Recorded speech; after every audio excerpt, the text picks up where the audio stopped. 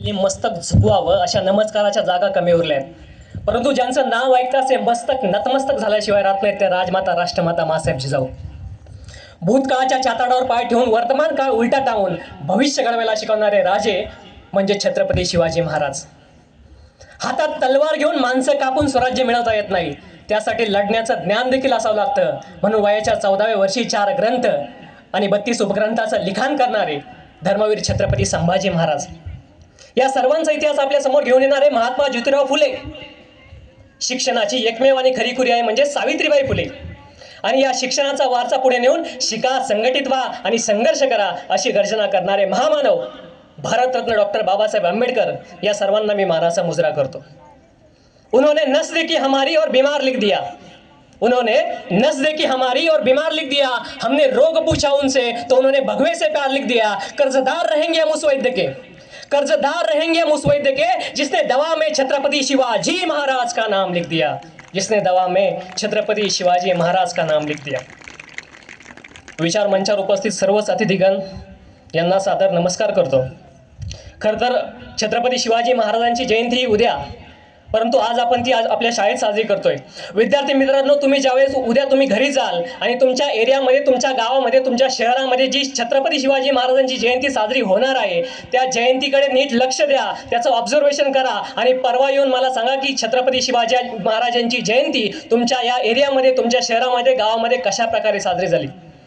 अतिशय दुर्दैव आहे आपल्या समाजाचं. ज्या छत्रपती शिवाजी महाराजांनी रक्ताचं पाणी केलं, हाडाची काळं केली, हे स्वराज्य मिळवून दिलं, त्या छत्रपती शिवाजी महाराजांची जयंती डीजेच्या तालावर दारू पिऊन नाचून साजरी केली जाते. या पलीकडे मोठी शोकांतिका ही आजच्या समाजाची नाही. छत्रपती शिवाजी महाराजांनी हे स्वराज्य निर्माण केलं कशासाठी? छत्रपती शिवाजी महाराजांनी रक्ताचं पाणी आणि हाडाचे काळं केले कशासाठी? छत्रपती शिवाजी महाराजांनी संपूर्ण महाराष्ट्र पिंजून काढला. जंगलातून छत्रपती शिवाजी महाराज फिरले, नद्या नाली सगळीकडून छत्रपती शिवाजी महाराजांनी कष्ट सोसले कशासाठी? आपल्यासाठी, आपल्या स्वराज्यासाठी. छत्रपती शिवाजी महाराजांनी आपलं स्वराज्य निर्माण व्हावं ही श्रेंची इच्छा म्हणून छत्रपती शिवाजी महाराजांनी स्वराज्य निर्माण केलं आणि त्या स्वराज्याचे आजचे मावळे छत्रपती शिवाजी महाराजांची जयंती ही डीजेच्या तालावर दारू पिऊन साजरी करताय. या पलीकडे कुठली मोठी शोकांतिका नसेल. जर राजे स्वर्गातून बघत असतील तर वाटत असेल राजांना की हेच ते मावळे, या मावळ्यांसाठी मी स्वराज्य निर्माण केलं, या मावळ्यांसाठी मी हे राज्य निर्माण केलं. खरंच खूप शोकांतिका ही आजच्या समाजाची, आपल्या समाजाची आहे. ज्या मातीत छत्रपती शिवाजी महाराज जन्माला आले त्या मातीतले मावळे जर असं दारू पिऊन जर छत्रपती शिवजयंती साजरी करत असेल तर यापुढे मोठी शोकांतिका नाही. विद्यार्थी मित्रांनो, छत्रपती शिवाजी महाराजांनी किती गडकिल्ले जिंकले, किती युद्ध केले याबद्दल मी तुम्हाला काही सांगणार नाही. हा सगळा इतिहास तुमच्या तोंडपाठ आहे. परंतु छत्रपती शिवाजी महाराजांमधले असलेले गुण, छत्रपती शिवाजी महाराजांमधले असलेले वैशिष्ट्य, कॅरेक्टर हे जर आपल्याला कळाले तर खरी शिवजयंती आपल्याला कळेल. परंतु जर एखादं चरित्र अभ्यासायचं असेल तर त्या चरित्राच्या पूर्वीचा इतिहास देखील अभ्यासणं महत्त्वाचं असतं. जर आपण बघितलं की छत्रपती शिवाजी महाराजांच्या पूर्वीची, जन्माच्या पूर्वीची परिस्थिती का होती, का छत्रपती शिवाजी महाराजांना हे स्वराज्य निर्माण करावं लागलं, का छत्रपती शिवाजी महाराजांना लढावं लागलं, त्यामागे मोठी कारण होतं. छत्रपती शिवाजी महाराजांच्या जन्मापूर्वी संपूर्ण महाराष्ट्र निजामशाह, आदिलशाह, कुतुबशाह, डच, इंग्रज, पोर्तुगीज या सगळ्यामधून वेढला होता. या संपूर्ण महाराष्ट्रात जणू भयानक परिस्थिती निर्माण झाली होती. शेतकऱ्याची उभी पिके आडवी केली जात होती, आया बहिणीची आबरू लुटली जात होती, मंदिरात जमीन दोस्त केली जात होती, कुणाला काळजी नव्हती, कुणाच्या रक्तात धामण्यावाली काळजी नव्हती की या अन्यायाला, अत्याचाराला सामोरं जावं, कुणामध्येच ताकद नव्हती या अन्यायाला उत्तर द्यावं. फक्त एकाच आईला त्याची वेदना होत होती, त्या आईचं नाव म्हणजे माँसाहेब जिजाऊ. माँसाहेब जिजाऊंना वाटायचं ही परिस्थिती बदलली पाहिजे. माँसाहेब जिजाऊ शिवाईदेवी मंदिरात जायच्या. शिवाईदेवी मंदिरात जाऊन माँसाहेब जिजाऊ हात जोडून माँसाहेब जिजाऊ विनवणी करायच्या की हे देवी शिवाई, या जनतेच्या राज्यासाठी, या गोरगरिबांच्या राज्यासाठी, या कष्टकऱ्यांच्या राज्यासाठी, या शेतकऱ्यांच्या राज्यासाठी, या मराठ्यांच्या राज्यासाठी तुम्हाला असा पुत्र दे. माँसाहेब जिजाऊ रोज देवीला विनवणी करायच्या. रोज माँसाहेब जिजाऊंचा नित्यक्रम ठरलेला.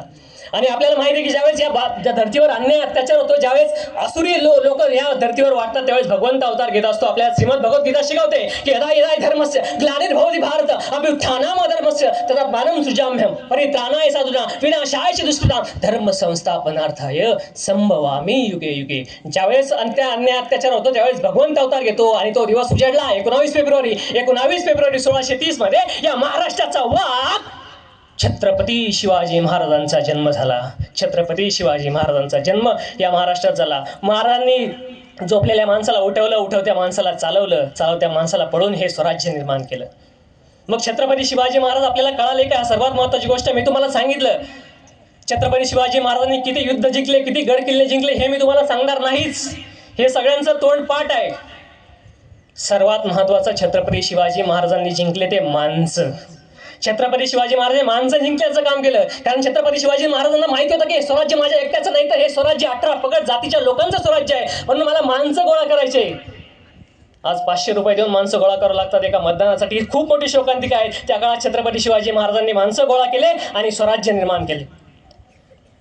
खरंच छत्रपती शिवाजी महाराज छत्रपती झाले यामागे कुठलं मोठं कारण असेल तर ते म्हणजे माँसाहेब जिजाऊ. माँसाहेब जिजाऊ छत्रपती शिवाजी महाराजांना संस्कार करायच्या. ज्यावेळेस छत्रपती शिवाजी महाराज माँसाहेब जिजाऊंच्या गर्भात होते त्यावेळेस छत्रपती शिवाजी महाराज जर संस्कार होण्यासाठी माँसाहेब जिजाऊ रामायण आणि महाभारतातल्या कथा वाचायच्या. कारण जिजाऊंना वाटायचं की माझा मुलगा रामासारखा तेजस्वी तपस्वी झाला पाहिजे. जिजाऊंना वाटायचं की माझा मुलगा कृष्णासारखा चतुर चालाक झाला पाहिजे. जिजाऊंना वाटायचं की माझा मुलगा कर्णासारखा दानशूर झाला पाहिजे. जिजाऊंना वाटायचं की माझा मुलगा अर्जुनासारखा योद्धा झाला पाहिजे. हे जिजाऊंना वाटायचं. म्हणून माँसाहेब जिजाऊ गर्भसंस्कार करताना छत्रपती शिवाजी महाराजांना रामायण आणि महाभारतातल्या कथा सांगायच्या. परंतु आजची जिजाऊ काय करते? आजची जिजाऊ जर मुलगा रडायला लागला तर त्याला मोबाईल देऊन टाकते. ही आजची जिजाऊ म्हणजे खरंच शोकांतिका आहे आपल्या समाजाची. आपण काय करतोय? आपण छत्रपती शिवाजी महाराज आपल्याला कळाले का? तर मुळीच नाही. अरे कोण म्हणजे शिवाजी? शी म्हणजे शिकले, वा म्हणजे वागले, जी म्हणजे जिंकले. शिव म्हणजे ध्यास, शिव म्हणजे श्वास, शिव म्हणजे विश्वास, शिव म्हणजे अभिमान, शिव म्हणजे स्वाभिमान, शिव म्हणजे एकी, शिव म्हणजे नेकी, शिव म्हणजे त्याग, शिव म्हणजे समर्पण, शिव म्हणजे स्वराज्य, शिव म्हणजेच